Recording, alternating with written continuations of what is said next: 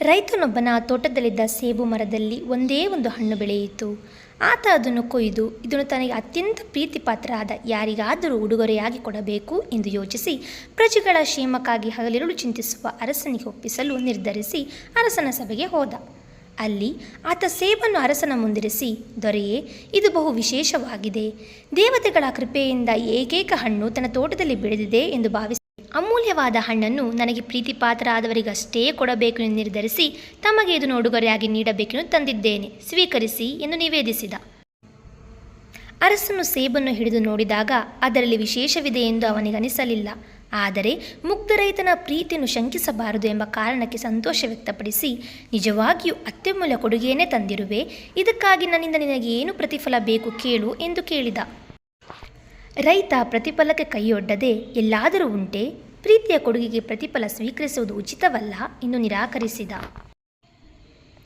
ಬರಿಗೈಯಲ್ಲಿ ರೈತನನ್ನು ಕಳುಹಿಸಲು ಅರಸನ ಮನ ಒಪ್ಪದೆ ಮಂತ್ರಿಗಳೊಂದಿಗೆ ಸಮಾಲೋಚಿಸಿದಾಗ ಮಂತ್ರಿಗಳು, ಆತ ಕಾಲಿಗೆ ಹಾಕಲು ಒಳ್ಳೆಯ ಪಾದರಕ್ಷೆಗಳೂ ಕೂಡ ಇಲ್ಲದೆ ಕಷ್ಟಪಟ್ಟು ನಡೆದು ಇಲ್ಲಿಗೆ ಬಂದಿದ್ದಾನೆ, ಅವನಿಗೆ ಸವಾರಿಗೆ ಯೋಗ್ಯವಾದ ಒಳ್ಳೆಯ ಕುದುರೆ ಕೊಡಬೇಕು.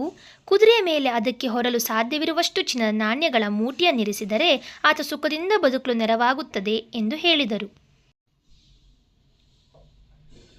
ಹೀಗೆ ಅರಸನು ಕೊಡುಗೆಯಾಗಿ ನೀಡಿದ ಕುದುರೆಯ ಮೇಲೆ ಕುಳಿತುಕೊಂಡು ರೈತ ಮನೆಯ ದಾರಿ ಹಿಡಿದ. ಆತನ ಮನೆಯ ಪಕ್ಕದಲ್ಲಿ ಒಬ್ಬ ಶ್ರೀಮಂತ ರೈತನಿದ್ದ.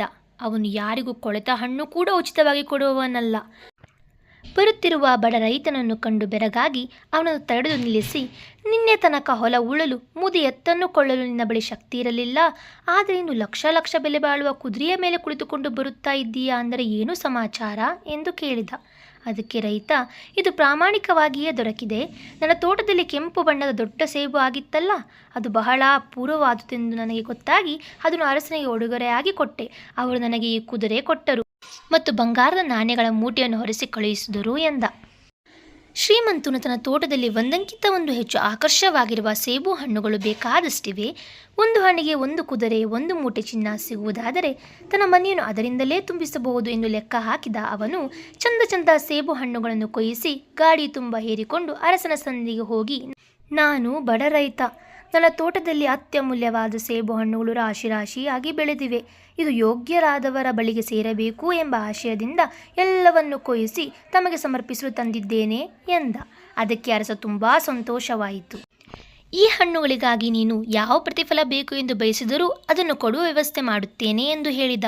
ಅದಕ್ಕೆ ರೈತ, ನಾನು ಇದನ್ನು ತಂದಿದ್ದು ಪ್ರತಿಫಲದ ಬಯಕೆಯಿಂದ ಅಲ್ಲವೇ ಅಲ್ಲ, ನನಗೇನೂ ಬೇಡ ಎಂದು ಹೇಳಿದಾಗ ಅರಸ, ಪ್ರಜೆಗಳಿಂದ ನಾನು ಯಾವ ವಸ್ತುವನ್ನು ಉಚಿತವಾಗಿ ಸ್ವೀಕರಿಸುವುದಿಲ್ಲ, ಅದಕ್ಕೆ ಪ್ರತಿಫಲ ಕೊಡಲೇಬೇಕಾಗುತ್ತದೆ. ಏನು ಬೇಕಿದ್ದರೂ ಕೇಳು, ಕೊಡುತ್ತೇನೆ ಎಂದ.